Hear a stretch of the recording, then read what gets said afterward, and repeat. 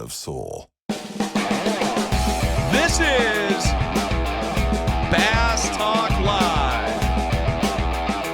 Your host, Mark Jeffries and Matt Pangrack. BTL is brought to you by Lowrance, Lose, Strike King Lures, Bass Cat Boats, Ducket Fishing, Spro,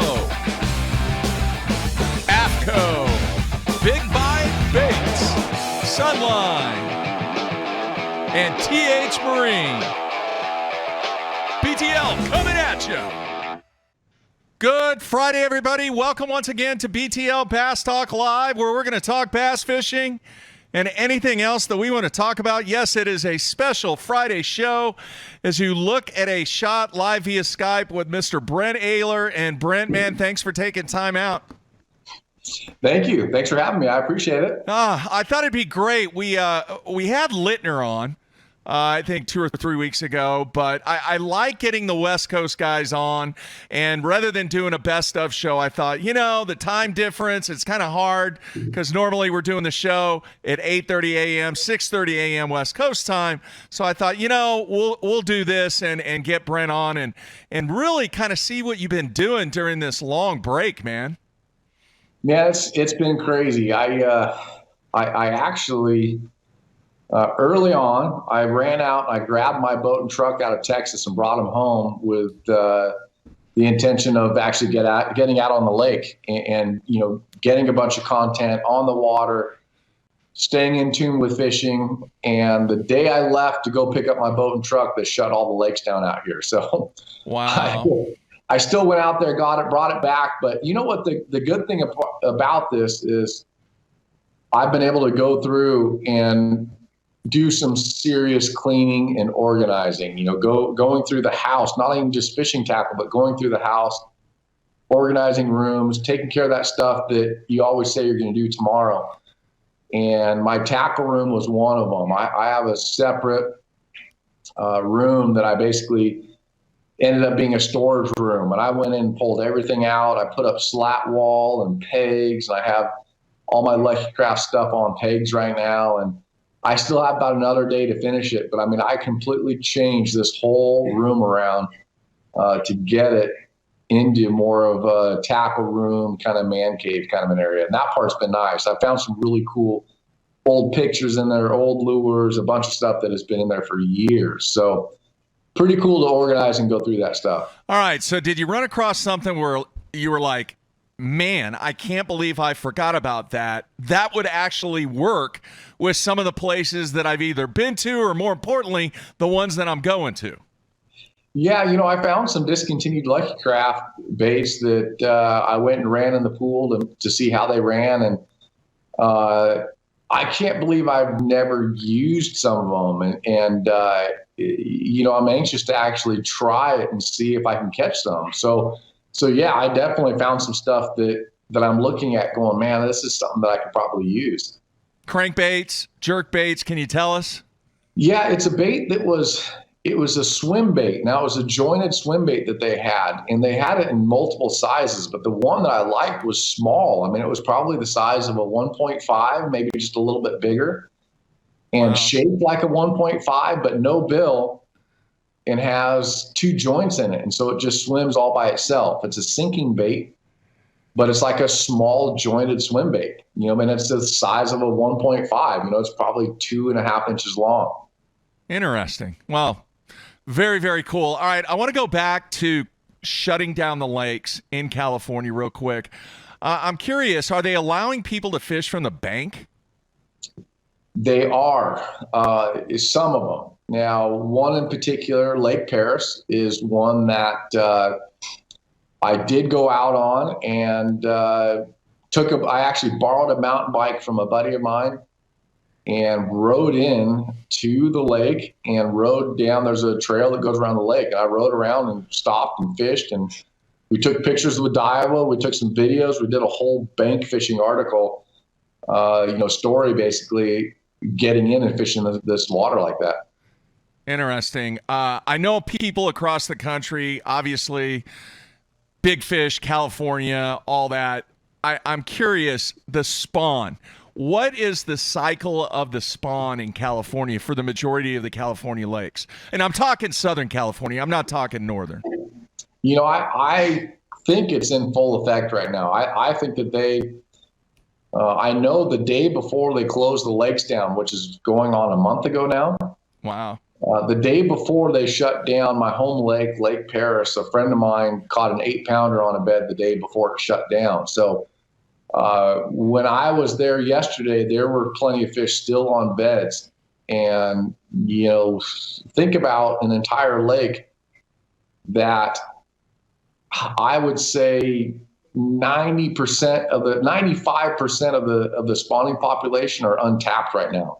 So those fish are out there spawning, having a great spawn. The water's high, so there's a lot of cover for these cover for these fish to hide in. Not only these fish, but the fry.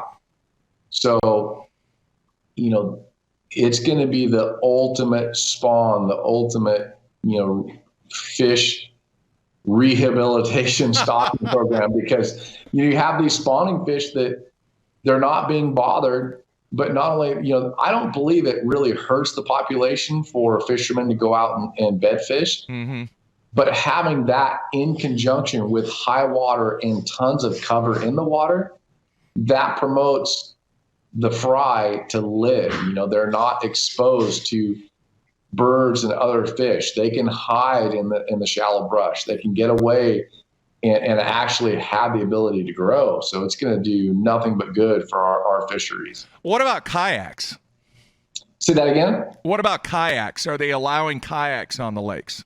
No kayaks, no float tubes. You are allowed to walk the bank, and that is it. Walk or ride the bank, and that's it. So no water contact, no float tubes. Float tubing is kind of a big deal too. I used to do that as a kid before I had a boat. So I thought about that, and it would be great to go and do, but that is not allowed right now. Wow. Unlike other pockets of the country, we've talked about on the show for weeks now that it's incredible the amount of people that are fishing across the country right now.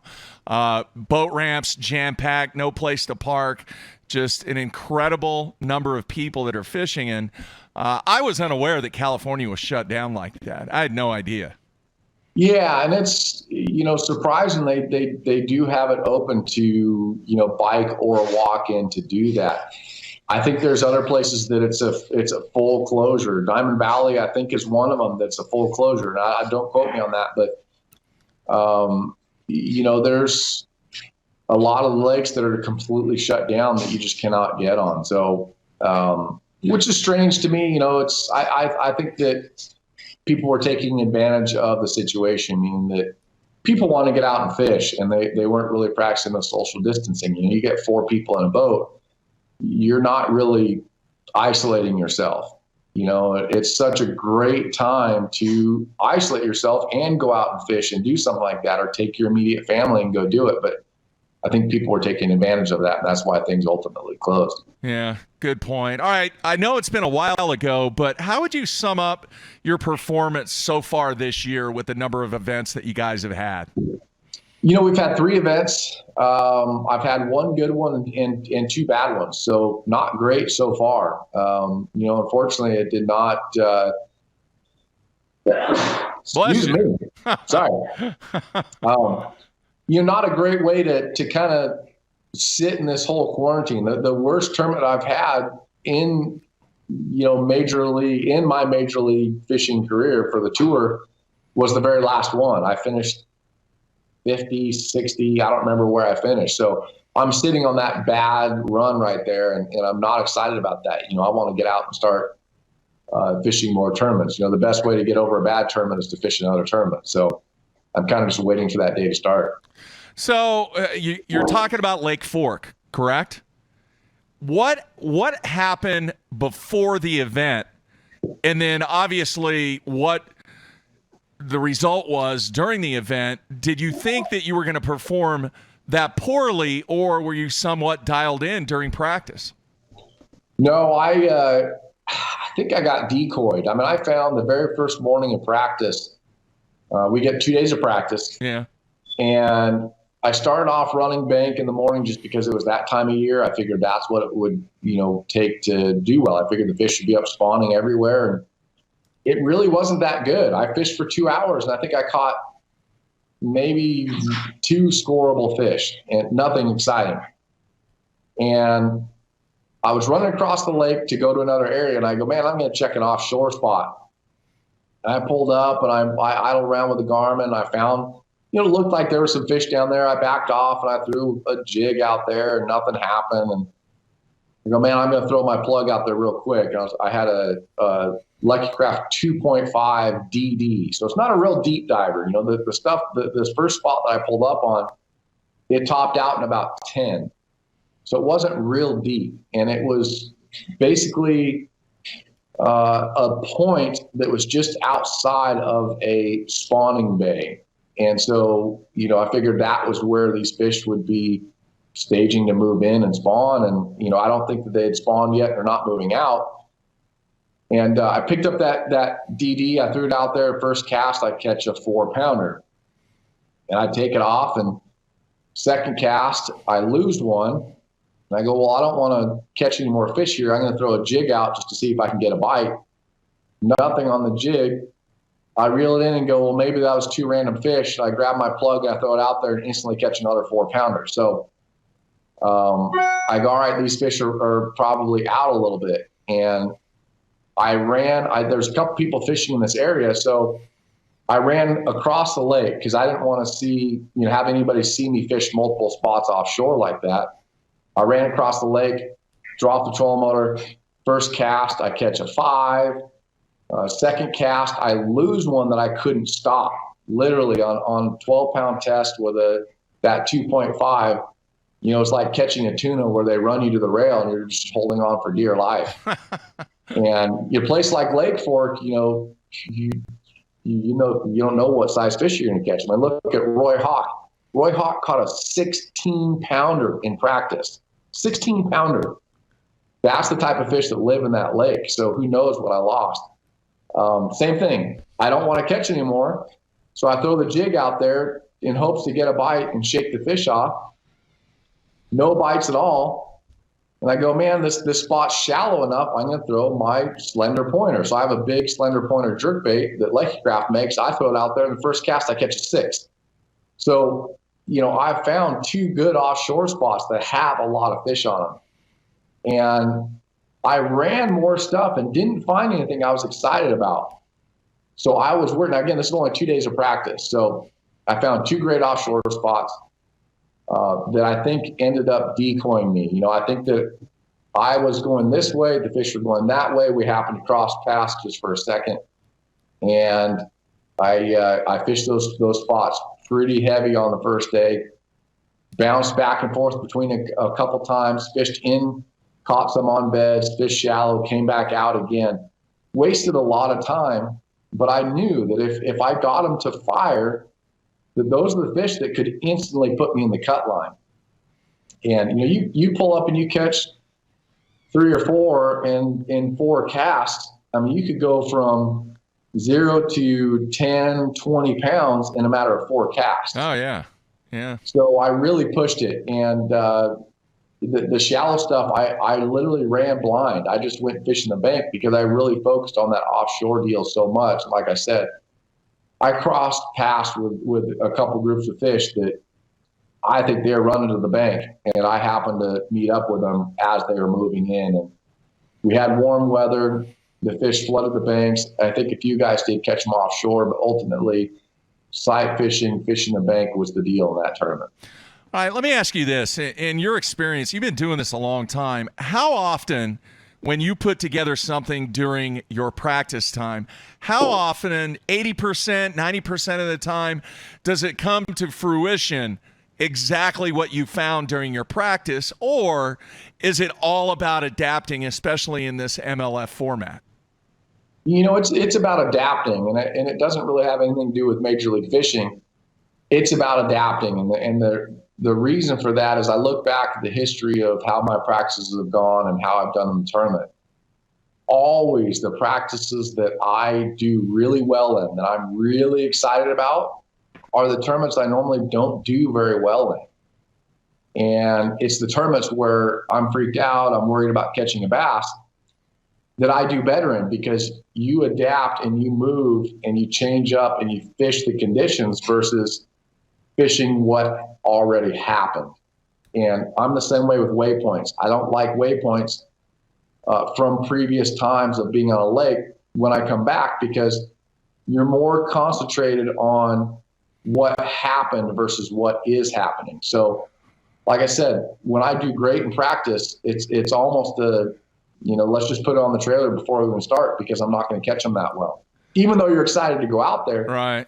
And believe me, I've had plenty of tournaments where I found them and I can't wait to go and catch them, and I do go and catch them. But it definitely seems like the worse the practice, the better the tournament, because you're thinking open and you're changing up and you're doing things on the fly versus what happened a day ago, 2 days ago, 3 days ago. So during practice in this format, do you like to catch fish in the areas that you're in to see, okay, yeah, these are, less than 2 pounds or over 2 pounds?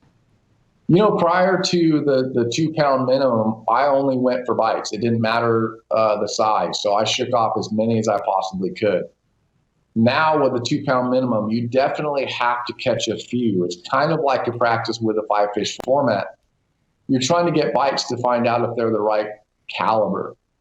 But again, bites are great to have. If you can go back to areas where you've had a lot of bites, I don't care where you are in the country. If you found an area where you caught, or had shook off 20 fish, I promise you're going to catch fish over 2 pounds. So, shaking off fish is a good thing, but based on the 1 pound minimum versus the 2 pound minimum, I definitely hooked more fish now. I hook more fish now than what I did in the past. What are your thoughts about the 2 pound minimum? Are you glad that they went to that? Originally I did not like the 2 pound minimum. I think that it's kind of a good thing though now, having seen that happen. But you look at the fisheries that we went to. The first one was Lake Eufaula. There's a lot of big fish in there. From the start of practice till the third day of the tournament, I made the knockout round. I think I went 2 days of practice, 2 days of the tournament to get to the third day of the tournament before I even caught a fish that was a non-scorable.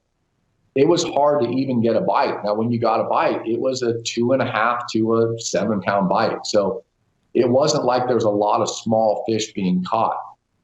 Lake Okeechobee was the next place that had the 2 pound minimum. There we did catch quite a few short fish, and the fishing was okay. But even there in practice, the fish I caught were in that 2.5 to 6 pound range. So there was a lot of the better quality fish biting. That one we got affected by the weather. Things would have been different because the first day of that tournament, I never even caught one. It's the first time I've done that in 16 years, I think, not catching one on tournament day. Wow. And I caught several 1.5 pound fish that didn't count, but the fishing was so tough. I mean, I'm talking, I caught maybe 4 that were in that pound range that day, but never had one over 2 pounds. After that, Lake Fork, here at Lake Fork, there's so many in that 2 to 10 pound range there that we needed a 2 pound minimum there 100%. So we've had 3 events. Every one of them had the 2 pound minimum. I don't know where we're going to fish next, so we'll just have to see what that minimum will be. Now it's variable, meaning that we could go somewhere. It could be a pound. It could be, 1.5 pounds. We are not dead set on 2 pounds for the entire season. It's based on menu. What are your thoughts about extending the season into the fall? And there's been a lot of discussion, you guys are going to be done by, I don't know, September, August, whatever it is, or there's a possibility of events going into the fall and maybe even October, November, December. What are your thoughts on that, and what would you like to see? I think that we're going to be restricted to what we have in place, meaning that we have certain TV deadlines that we have to meet. So I don't think we're going to be able to fish later into the fall based on other deadlines that are behind the scenes. So what I will end up doing is fishing the remainder of the Toyota series out west. I'll probably pick up the one or two of the U.S. Opens out here. I'll fish the U.S. Open at Lake Mead. Time permitting, I might fish the U.S. Open at Clear Lake. So I'm going to pick up tournaments out west that will be that Costa and U.S. Open level. So I'm going to fish what we are going to be able to fish, and we don't know how many we can do. So, right. When was the last year you fished the U.S. Open? Did you fish it last year? Man, I haven't fished the U.S. Open in probably 10 years. Wow. It's been a long time, and it's really because of my schedule. I've always had some sort of pro tournament, whether it was a National Guard Series tournament, whether it was a Major League Fishing Cup event. I've had multiple tournaments in and around the U.S. Open that have prevented me from fishing it. And I never really wanted to drive my boat and truck that were back east, back out west, fish that tournament, and then drive it back east to finish up the year. I just kind of skipped that tournament because it was, basically a better cost, the cost analysis of the logistics of that alone. It just didn't make sense for me to go fish it. So I have not done it for years. And this is looking like the year that I'll be able to do that. Not only that, but pick up two of the Toyota series, the FLW Toyota series, which I haven't fished since 2004. Wow. So it'd be great to come and fish some of these events at Clear Lake, Delta, Lake Mead. There's some great venues to go and have a tournament at. And, I'm hoping to pick that stuff up in the fall. The situation, obviously it's very challenging with what everybody is dealing with, but from a sponsor standpoint, you're really one of the top tiered guys out there from a sponsorship standpoint. What has been the support that you've received during this time from the sponsors, knowing what really lies ahead from a visibility standpoint and from a marketability standpoint? It's kind of gone two different ways. I've had sponsors that things are great. Sales are still great. I have some sponsors where they've really just stopped everything. They've stopped all marketing. They've stopped production. They have stopped everything. So it really kind of depends on where they're located, what kind of restrictions they've had. You take Tackle Warehouse, for example. They're an internet-based tackle store. People are out fishing like crazy right now. So sales are great. They're selling a lot of product, but if they run out of something, I don't know what the production is of that bait, of that product. So if they run out of something, they may not be able to re-up on that to continue to sell it. The sales are there. It's just a matter of if the product is actually available or not for them to sell. I mean, people are fishing like crazy right now, which is great. There's more people out fishing now than would have been if we had not had this. It's just a matter of we can get enough of the products into those people's hands. So it's been great for some. It has not been good for others. I've seen both sides of it. As far as the marketing side, we've missed 2 tournaments so far. We're trying to work around other ways to get content out there. We've done a few things. I did a bank fishing thing with Iowa. So we've done several things to kind of combat this whole virus thing and not being able to be out there and fish actual tournaments. So we're doing what we can, and that's the best we can do. We're all faced with something that we've never seen before, and we're really just taking it day by day right now. Brent, I've been very, very supportive of trying to get more events on the West Coast. I talk about it, probably once every 5 shows that we do. And I know it may not happen in 2021, but do you think, and are you pushing, is there a push to get a Major League Fishing event out West maybe in 2022? 100%. I know that they have looked at it. I know they are looking at it. When it will happen, I don't know. I mean, I don't know exactly what lakes we're going to, but I know that they have looked at a 2021 schedule and possibilities of coming out west. So I for sure see it happening sometime in the future with Major League Fishing. And I think they'll probably do 2 events, come out and do back-to-back events, whether it's Clear Lake Delta, whether it's Delta Havasu. I don't know. It really comes down to where we have connectivity. We have to have the ability to run live and have the cellular connectivity to where we can make a live show. That's the bottom line, is we have to have that in place. So I don't know what what lakes they're looking at, but we could have some awesome events out here, and I know that they want to come out here. It's just a matter of when we can fit into the schedule. This Corona thing is it really has put a lot of things on hold.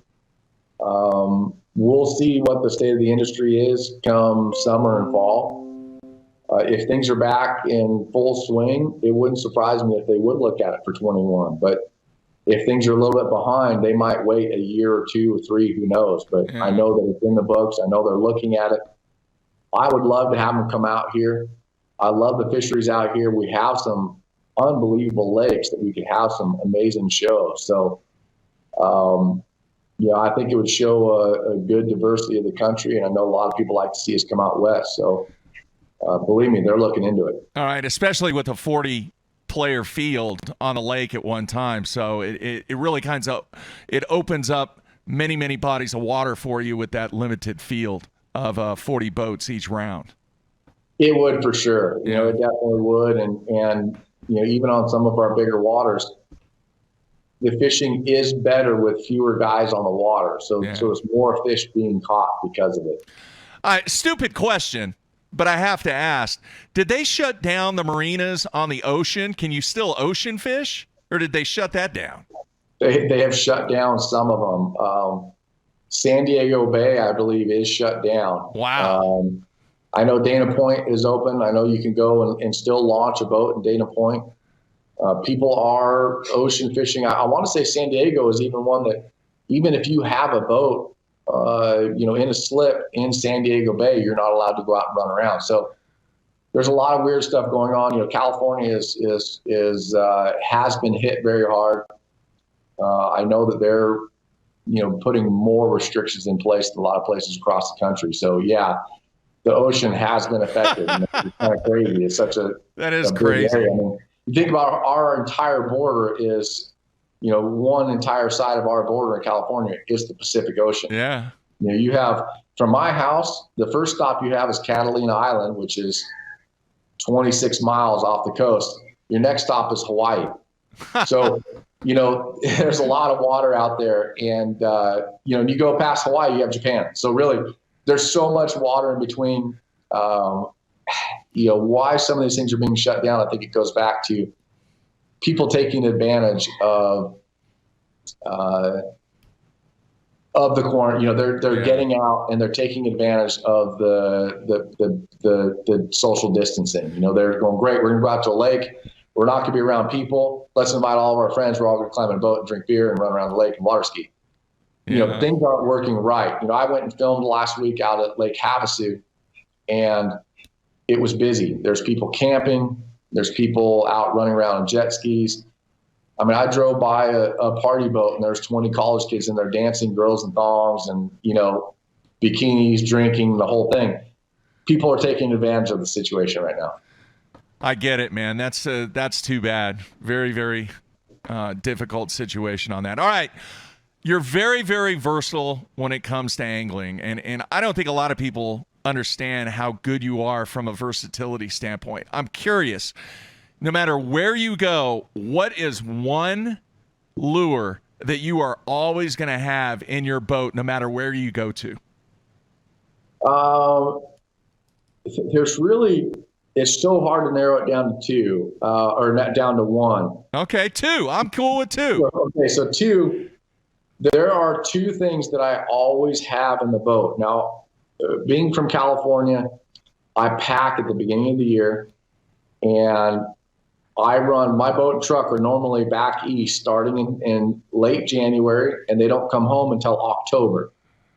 So I pack for the season. I don't have the luxury of going home and unpacking and repacking for one event only. There are 2 lure lock boxes that I always have in the boat. And one is a Senko box. I have to have a Yamamoto Senko. It's such an effective bait. You can fish it so many different ways. You weightless, wacky rig, Texas rig. I throw a Senko a lot with an 1/8 and a 1/4 ounce, arc tungsten slip sinker on there. I peg it. The bait has a completely different fall when you do that. It has a very good glide to it. So I flip with that. I cast with that. I'll fish it deep. I'll fish a wacky rig with a spinning rod. I'll Nako rig a Senko. There's so many different ways that I can use that bait. There is not a tournament in this country that I fish without having at least one Senko on the deck. I've had it where I'll have 3 or 4. I'll have a wacky rig, a spinning rod wacky rig. I'll have a Texas rig wacky rig. I'll have a Nako rig on a spinning rod. And I'll have that an 1/8 or a 1/4 ounce on there for a pitch bait, flip bait. So I might have 4 rods on the deck that all have a Senko on it. Wow. That is one that you would be dumb not to have that in your boat at all times, period.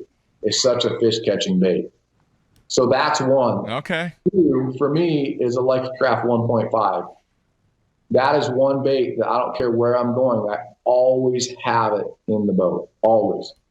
There's so many different scenarios where fishing shallow, it's mandatory to have that. Now, one thing that I use it for is locating fish. So I may not actually use the 1.5 in the tournament, or it may not be the bait that I catch a bulk of the fish on. But the fish that I catch on the Senko I talked about a second ago, I found in practice with the 1.5. It's just such an effective bait to cover water and find the areas that have more fish. All right, very cool, man. When do you think you'll be back on the water? You think May sometime? Is that kind of the target? I think June is probably the realistic time where we'll be back kind of up and running tournament-wise. From the talks of what things, with the way things are kind of going, it sounds like June is going to be the time. Now, I have a friend that's a Major League Baseball player, and it sounds like they're thinking about starting up in June too. So I think that when you get sporting events like the baseball players, when you get people out there moving and actually starting to do stuff again, I think we're going to be right kind of along those lines as well. All right, man. Matt mentioned something about, are you friends with Tosh? He gave you a shout out on his show, and Matt was like, hey, maybe he's friends with them. What's the scoop on that? Yes, no?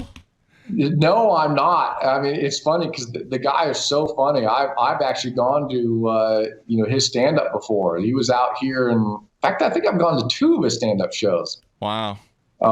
He's a crack up. The show is hilarious. Someone hit me up on Twitter and said something about Tosh.0. And I'm like, what are you talking about?